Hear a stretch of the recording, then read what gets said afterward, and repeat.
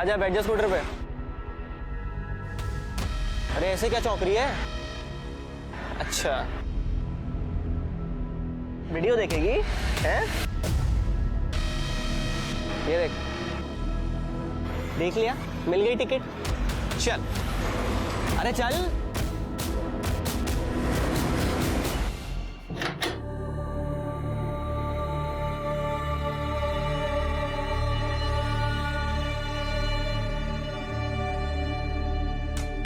एक बार फिर सोच ले से।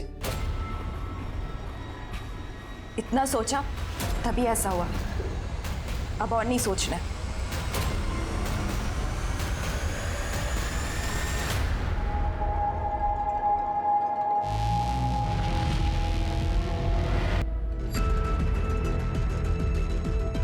ये देखो, ये कैसी है?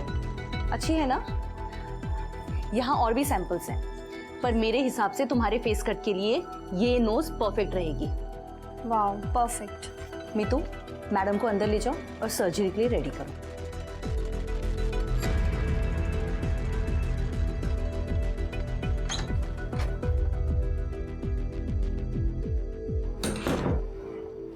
मम्मी।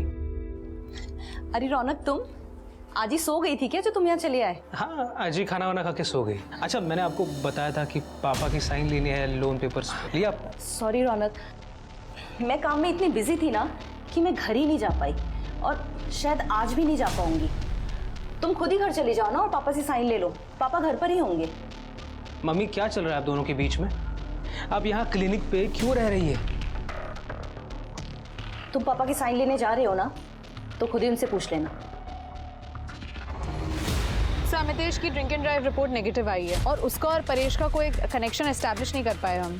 लेकिन सर, अमितेश को हम क्लीन चिट नहीं दे सकते क्योंकि परेश जिस रास्ते से एक्सीडेंट स्पॉट पे आया, मैंने वहाँ की सीसीटीवी फुटेज चेक की है। परेश का कोई पीछा नहीं कर रहा था। मुझे लगता है कि सारी गलती अमितेश की है। इसने जानबूझ के परेश को ठोका और अब ये पीछा करने की कहानी बना रहा है। परेश के सेलफोन का कुछ पता चला? नहीं सर, अभी भी स्विच ऑफ है। लेकिन परेश की सेलफोन लोकेशन के हिसाब से जब परेश का एक्सीडेंट हुआ तब उसका फोन उसके पास ही था। एक्सीडेंट होने के कुछ देर बाद परेश का फोन स्विच ऑफ हुआ। लेकिन मौका वारदात पे मैंने सभी से पूछताछ की है, किसी ने उसका फोन नहीं देखा सर। इनिशियली देखा जाए तो एक्सीडेंट ही लग रहा है सिर्फ, लेकिन दूसरे एंगल से देखा जाए तो उसका कोई पीछा कर रहा था, उससे बचते बचते उसका एक्सीडेंट हुआ। तो पीछा कौन कर रहा था और वो मोबाइल कहाँ गया? ऐसा क्या था उस मोबाइल में? अब चलोगी या नहीं?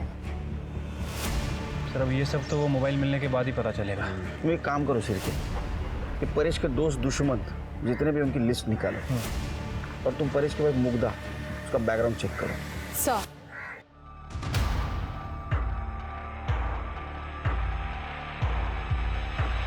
ये वाली रिपोर्ट्स क्रॉस वेरीफाई करो, मुझे इसमें कुछ तो गड़बड़ लग रही है। Excuse me ma'am. बोलिए। मेरा नाम राधिका है और मैं यहीं एमजी रोड पर रहती हूँ। बताइए क्या बात है? मैम एक्चुअली मैं रोज़ मॉर्निंग वॉक करने जाती हूँ और ऑन द वे काफ़ी स्ट्रे डॉग्स को मैं कुछ ना कुछ खिलाती रहती हूँ। पर आज जब मैं मॉर्निंग वॉक के लिए गई तो उन्हीं में से 2 स्ट्रे डॉग्स मुझे मरे हुए मिले और मुझे लगता है किसी ने उन्हें जानबूझकर जहर देकर मारा है। व्हाट? कोई स्ट्रे डॉग्स को जहर देके क्यों मारेगा? मैडम, बहुत सारे लोग हैं जो डॉग्स को पसंद नहीं करते हैं, उनसे चिढ़ते हैं और टॉर्चर भी करते हैं और इवन कभी तो जान से भी मार देते हैं। और मुझे लगता है ऐसे ही किसी एक आदमी ने ये दोनों स्ट्रे डॉग्स को जहर देकर मार दिया है। आप मेरे साथ चलिए, मैं आपको दिखाती हूँ। वेट करे, आप मैम के साथ जाइए और देखिए क्या मामला है। ओके, चलिए।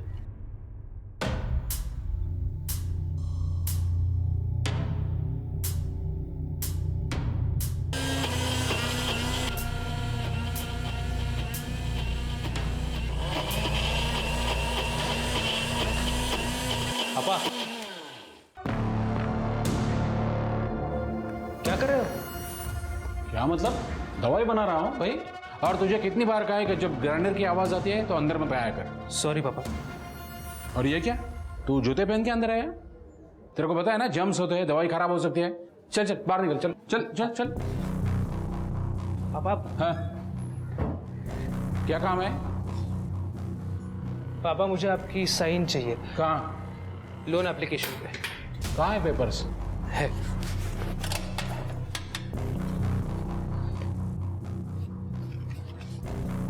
कहाँ चाहिए? अच्छा पापा, मम्मी इतने दिनों से क्लिनिक पे क्यों रह रही है? ये लो, पेपर साइन हो गया। तुम पढ़ाई पे ध्यान दो, इन सब बातों में मत पड़ो। ओके।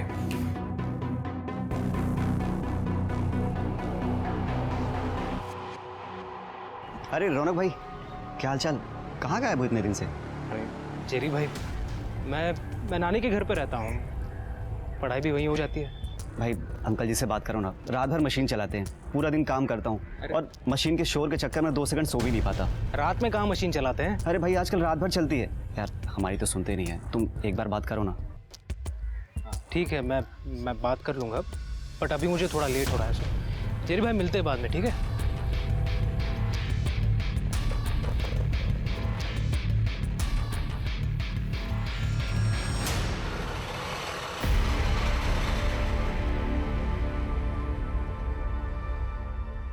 सर ये मेरी बेटी है सही कभी, कल सुबह अपनी सिलाई वर्कशॉप के लिए निकली थी, ना ही वर्कशॉप पहुंची और ना ही शाम को घर वापस आई। इसका फोन भी बंद आ रहा है सर। उस वक्त घर पे कौन था? मैं था सर।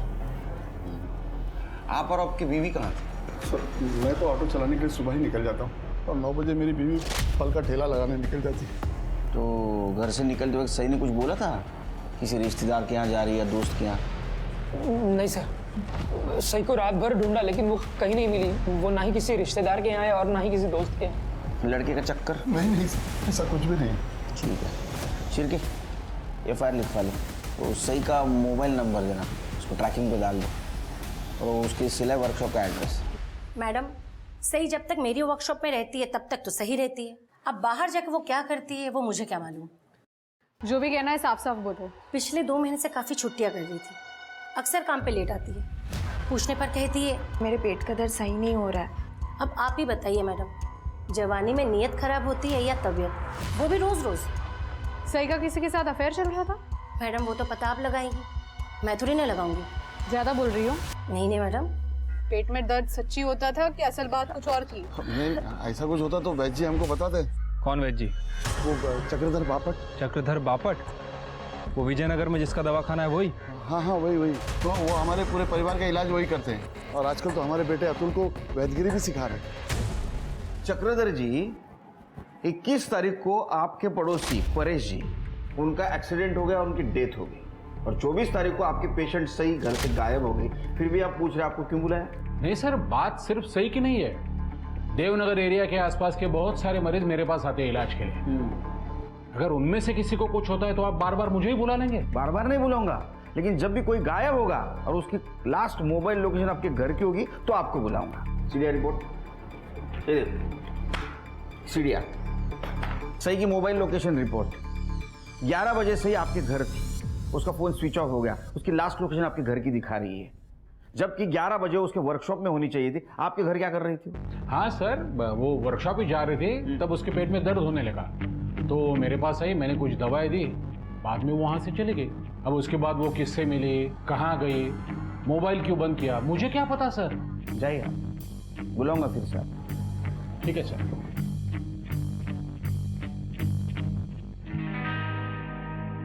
एक्सक्यूज मी सर, क्या मैं अंदर आ सकती हूँ? आइए, बोलिए। सर कल मैंने मैडम से बात की थी पर मैडम ने कुछ किया ही नहीं।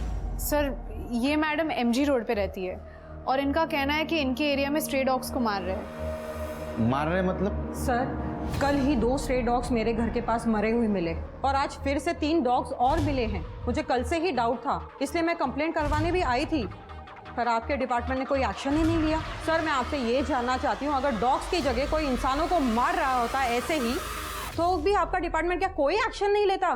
तृप्ति, सर ऐसी बात नहीं है, मैंने करडे को भेजा था, लेकिन जब तक करडे वहाँ पे पहुँचा तब तक म्युनिसिपैलिटी वालों ने ऑलरेडी कुत्तों की लाश को उठा लिया था, इसलिए हमारे पास जांच करने के लिए कुछ था ही नहीं सर। नो एक्सक्यूज तृप्ति। अगर म्युनिसिपैलिटी वाले डॉग्स को ले गए तो म्युनिसिपैलिटी वाले को तुम्हें कांटेक्ट करना चाहिए था। पुलिस एकेडमी की ट्रेनिंग में क्या सिखाते हैं? माइनर से माइनर क्राइम मेजर कभी भी हो सकता है। Correct sir, I am sorry. Report लिखवा लो और वो डॉग्स का पोस्टमार्टम करवा। यस सर, चलिए। Thank you sir. आस्था, तुम यहाँ? चक्रधर, आप अपनी लाइफ में कुछ भी करिए, इससे मुझे कोई फर्क नहीं पड़ता, लेकिन ये पुलिस का चक्कर, ये सही नहीं है। देखो आज मैं पहले से बहुत परेशान हूँ, और परेशान मत करना। ये परेशानी आपकी खुद की खड़ी की हुई है। मैंने तो खुद के साथ समझौता कर लिया, लेकिन रौनक के फ्यूचर के साथ मैं कोई समझौता नहीं करूंगी, और ये बात आप याद रखिएगा।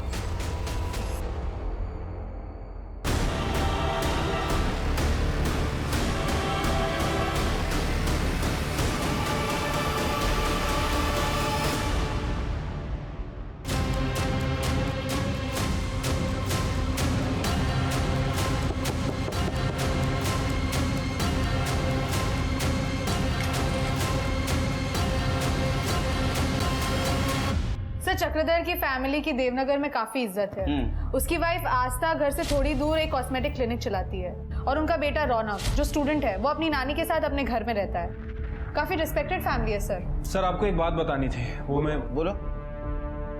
सर वो केस के चक्कर में दिमाग से निकल गई सर।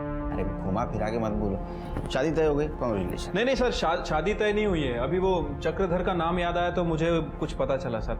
मैंने चक्रधर के पड़ोसियों से पूछताछ की थी सर। उनका कहना है कि चक्रधर की वाइफ आस्था पिछले 3 महीनों से अपना घर छोड़ के क्लिनिक में रह रही है, लेकिन वो वहाँ क्यों रह रही है इसके बारे में किसी को नहीं पता। और ये बात तुम बताना भूल गए सर। उस समय ये परेश का केस चल रहा था, मुझे लगा ये बात इतनी इंपॉर्टेंट नहीं है, इसलिए मैं आपको बताया। नहीं, लेकिन सही के केस के लिए इंपॉर्टेंट बात थी ना, ये अभी बता रहे हो। सॉरी सर, वो मेरे दिमाग से निकल गया सर। क्या शिव की। अच्छा, वो सही के फैमिली के बारे में पता लगाने के लिए बोला था, वो भी भूल गए। हाँ सर, काफ़ी सीधी सादी फैमिली है सर। Thank God. उसके फादर तीरथ और माँ उर्वशी ये दोनों काफ़ी सही हैं, लेकिन उसका बेटा अतुल ये थोड़ा टेढ़ा किस्म का आदमी है सर। लड़ाई झगड़ा जुआ शराब सब करता है, और उसके फादर उसे ये सब ना करे इसलिए उस वैद्य के पास वैद्यगिरी सीखने के लिए भेजते हैं। तुम शादी कर लो सर।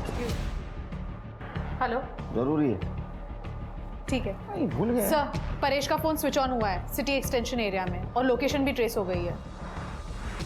ये तूने चुराया था ना? नहीं साहब, मैंने चुराया नहीं था, बल्कि उसी एक्सीडेंट में मेरे पास आ गिरा था और कोई देख नहीं रहा था तो मैंने उठा लिया साहब। परेश के पीछे किसी को देखा था क्या तूने? नहीं साहब, पीछे तो कोई नहीं कर रहा था, लेकिन बस के पीछे पीछे भागते उनका एक्सीडेंट हो गया साहब। अरे भाई, देवनगर जाने वाली बस यहीं पर आती है, आगे वाले स्टैंड पर रुकती है, जल्दी जाओ तो बस निकल जाएगी। हाँ। सच बोल रहा है? जी साहब। सर, हमने इतनी मेहनत की परेश के केस में, आखिर एक्सीडेंट ही निकला। अरे ये तो हमारे काम का हिस्सा है। तो हाँ, कभी कभी शक सही होता है, कभी कभी गलत होता है। चार्जशीट बना और ये परेश के केस क्लोज कर दो। सर, MG रोड पे जिन कुत्तों की बॉडी मिली थी सभी की पोस्टमार्टम रिपोर्ट आ गई है सर। रिपोर्ट के हिसाब से सभी को जहर दिया गया था, लेकिन ये जहर उन्हें डायरेक्ट नहीं दिया गया था, बल्कि जो मांस उन्होंने खाया था उसमें जहर था। Human meat? कुत्तों को इंसान का मांस खिलाया गया? हाँ सर, और इस बार ये मांस पका हुआ था, इसे कुक्ड किया गया।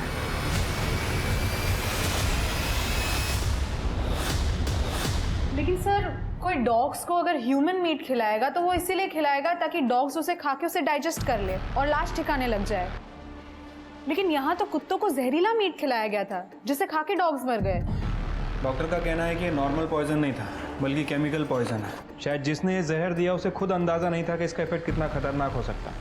शायद इसीलिए वो ये मांस उसने कुत्तों को खिला दिया। सिर्फ इसमें जहर की डिटेल्स नहीं है, कौन सा केमिकल पॉइजन था? सर, फॉरेंसिक पता कर रही है, थोड़ा टाइम जा रहा है, लेकिन फॉरेंसिक का ये भी कहना है कि जो मांस खिलाया गया वो किसी लेडी का है, तकरीबन 20 से 25 साल की कोई लड़की है।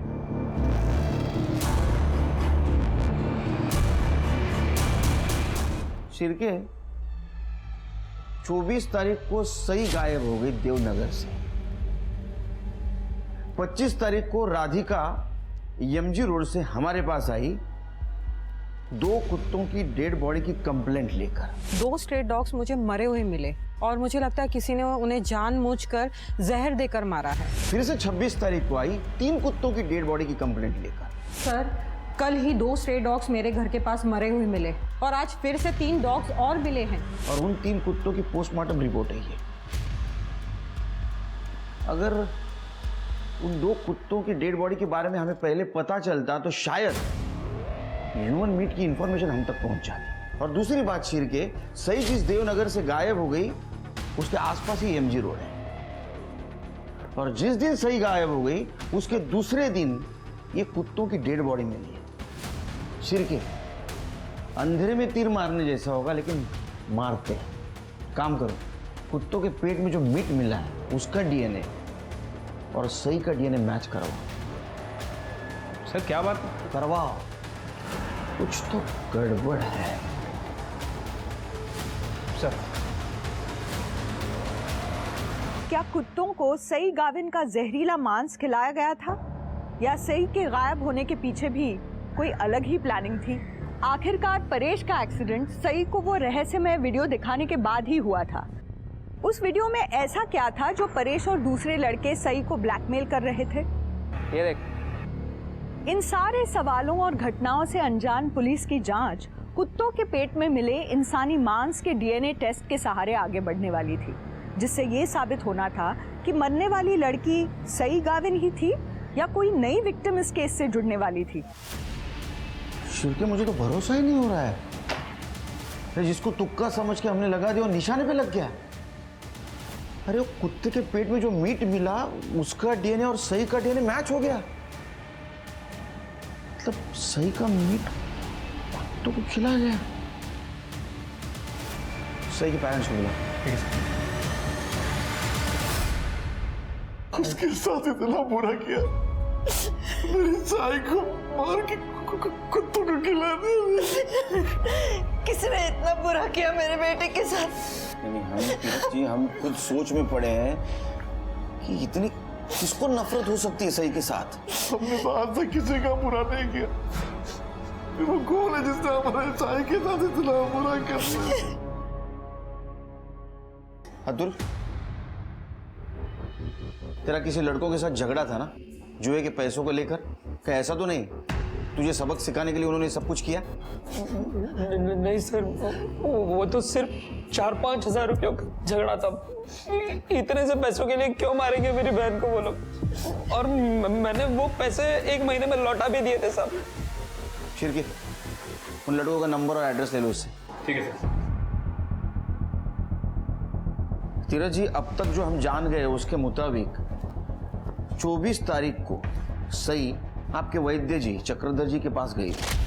क्या ऐसा तो नहीं कि उन्होंने सब कुछ किया है? नहीं सर, वैद्य जी तो बहुत अच्छे आदमी हैं। वो तो हमारे लिए भगवान के समान है और जब जरूरत पड़ती है तो रुपए पैसे से हमारी मदद भी करते हैं। वो ऐसा क्यों करेंगे? किसने किया होगा ऐसा? सर, ये देखिए, फॉरेंसिक्स को परेश के मोबाइल में ये वीडियो मिला है।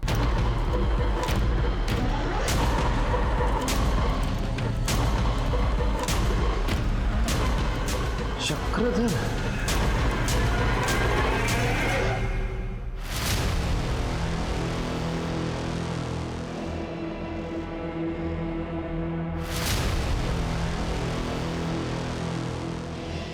सर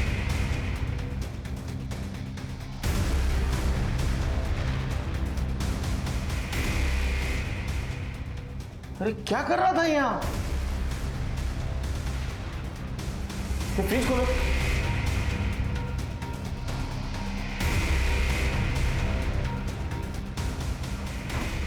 तो निकालो बाहर।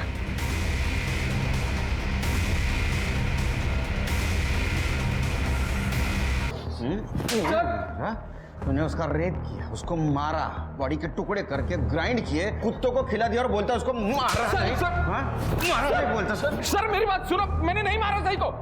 साहब मैं खरं बोलतोय, मी नाही मारलं सईला। उस दिन सई मेरे क्लिनिक आई थी क्योंकि उसकी तबीयत अचानक बिगड़ गई थी। सही, डरो मत, पहले मुझे बताओ क्या हुआ है। पता नहीं वैद्य जी क्या हुआ। मैं वर्कशॉप जा रही थी, तब मार्केट में अचानक से किसी ने मुझे कुछ चुभा दिया यहाँ पर, और तब से मुझे चक्कर से आ रहा है और बहुत घबराहट सी हो रही है। देखो तो सही, उसे किसी ने जहर दे दिया था। सर मैं बहुत डर गया उस वक्त। मैंने सोचा मैं ही सही की डेड बॉडी को ठिकाने लगा दूं ताकि किसी को कुछ पता ही ना चले। ऐसे कैसे ठिकाने लगा रहा था रे तू? हाँ, ऐसे कैसे ठिकाने लगा रहा था? सही मर चुकी है, ये पुलिस को इन्फॉर्म नहीं कर सकता था तू? सर वो क्या है, मेरा और सही का एक वीडियो आपने देखा है तो मुझे लगा कि अगर सही की डेथ की इन्फॉर्मेशन मैं आपको दे देता तो मैं फंस जाता। कैसे फंस जाता तू? सही तो मर चुकी थी, उसके साथ तूने रेप किया है, किसी को कैसे पता चलता? हाँ? कुछ लोग हैं जिनको मुझे पैसे देना है और उन्हीं पैसों के चक्कर में वो लोग मुझे हर रोज डराते हैं, धमकाते हैं। कितने पैसे है? 30,000। रकम तो काफी बड़ी है, लेकिन तुम चिंता मत करना, मैं तुम्हें पैसे दे दूंगा, लेकिन तुम्हें मेरा एक काम करना होगा। काका आप जो बोलोगे मैं सब करूंगा आपके लिए काका।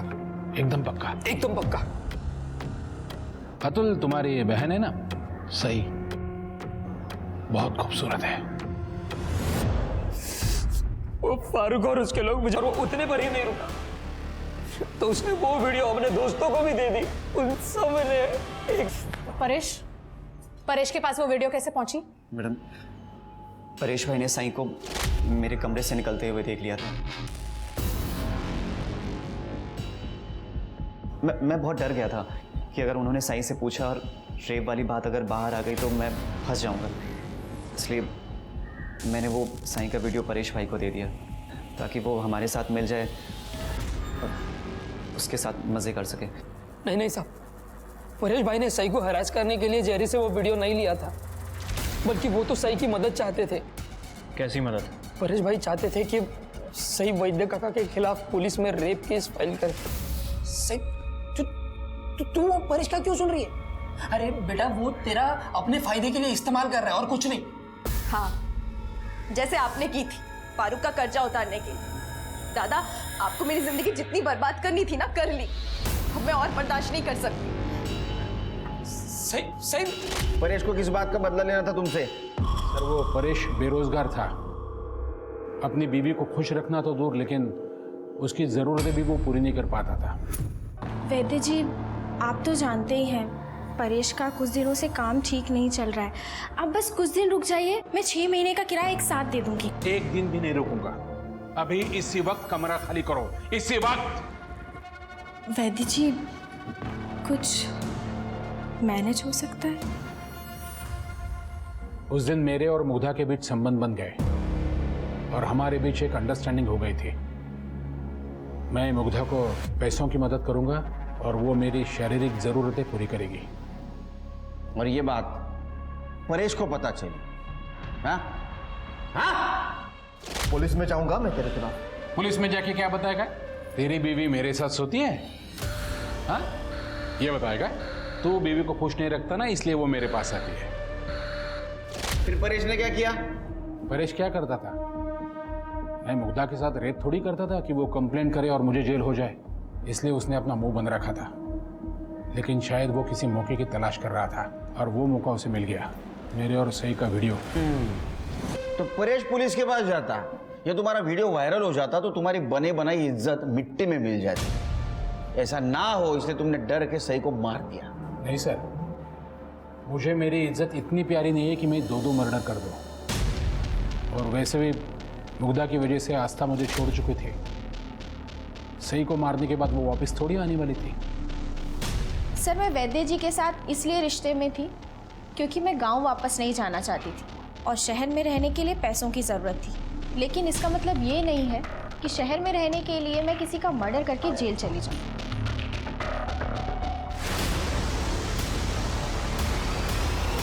सर, जेरी के दोस्त सई का रेप करने का तो एक्सेप्ट कर रहे हैं, लेकिन मर्डर करने से मना कर रहे हैं। सर, सई को जो पॉइजन दिया गया था तो उसकी रिपोर्ट आ गई। सई की मौत बोटॉक्सिन की वजह से हुई है और ये केमिकल बोटॉक्स में यूज किया जाता है और बोटॉक्स कॉस्मेटिक सर्जरी के लिए।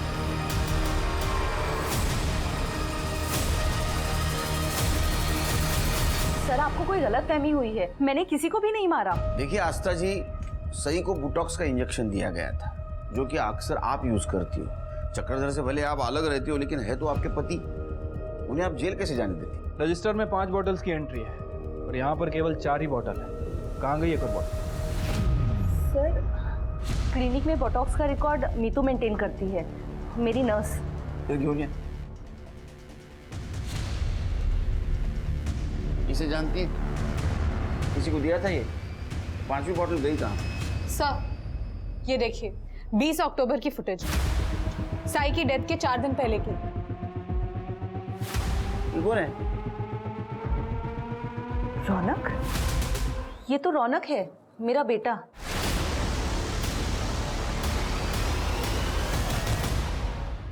सही के साथ क्या पर्सनल दुश्मनी थी तुम्हारी? वो अगर जिंदा रहती तो मेरा फ्यूचर खत्म हो जाता। मतलब? सर एक दिन परेश अंकल आए थे पापा को पुलिस की धमकी देने। इस बुड्ढे के दम पे बहुत उछल रही थी ना तू। उस लड़की सही से बात हो गई है मेरी। रेप का केस लगेगा इस बुड्ढे पे। ये तो जाएगा ही जेल में। सर मुझे मास्टर्स के लिए अमेरिका में स्कॉलरशिप पे एडमिशन मिल रहा था। उसी का पुलिस वेरिफिकेशन था कुछ दिन में। अगर ये सही पापा के खिलाफ रेप चार्जेस लगा देती तो मेरा वीज़ा क्लियर नहीं होता सर।